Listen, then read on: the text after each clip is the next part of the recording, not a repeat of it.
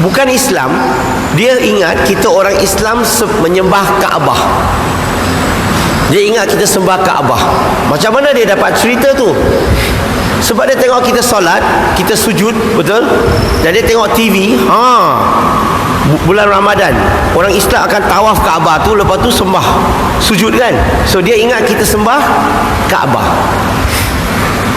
Macam mana kita nak terangkan kepada kawan-kawan bukan Islam kita tidak sembah Kaabah? Macam mana? Senang saja. Kita perlu buat eksperimen dulu sebenarnya. Tapi sebelum itu, cuba lihat satu ayat Quran, surah Al-Baqarah, surah yang kedua, ayat 144 dan juga 149. Dan kalau kita lihat ayat Quran itu, yang bermaksud Allah perintahkan kita, asalnya kita punya kiblat menghala ke Masjid Al-Aqsa. Allah perintahkan kita tukar ke arah Masjidil Haram. Sebenarnya kiblat kita ni hanya menghala ke arah Masjidil Haram. Sebenarnya cukup menjawab soalan tuduhan bukan Islam kita sembah Kaabah. Sebab kita solat menghala ke arah Masjidil Haram. Satu arah untuk menunjukkan kesatuan. Nak buktikan kepada mereka kita tidak sembah Kaabah, senang saja. Kita hanya perlu cakap dengan dia, jom kita pergi ke Mekah. Okey, kita pinjam beberapa traktor yang besar, kita ambil itu, bawa itu Kaabah, letak di Kelantan, Kota Baru. Kalau Kaabah berada di sini, sekejap lagi kita akan solat Jumaat. Kita menghala ke arah mana? Arah Kota Baru ke arah Masjidil Haram?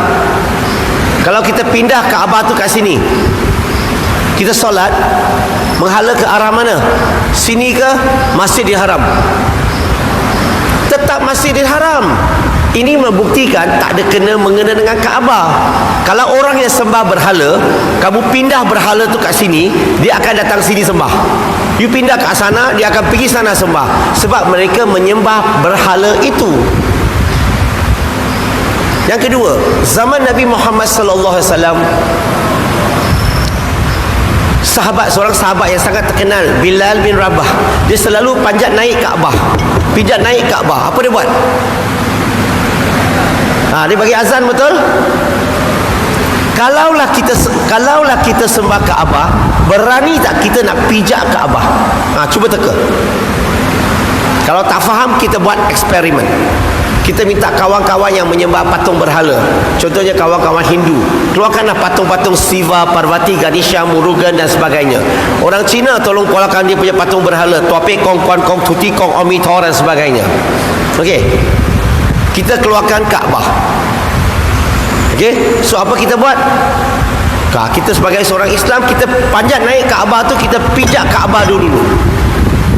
Habis kita pijak, kita minta mereka yang sembah berhala ni, silakan, mari, jangan segan-segan, come.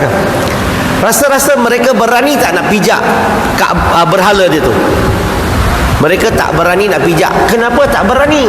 Sebab mereka menyembah berhala tu, betul? Kita berani pijak Kaabah, itu membuktikan kita tidak sembah Kaabah. Zaman Nabi Muhammad sallallahu alaihi wasallam hingga hari ini, banyak kali Kaabah dituruntulkan dan dibangunkan balik.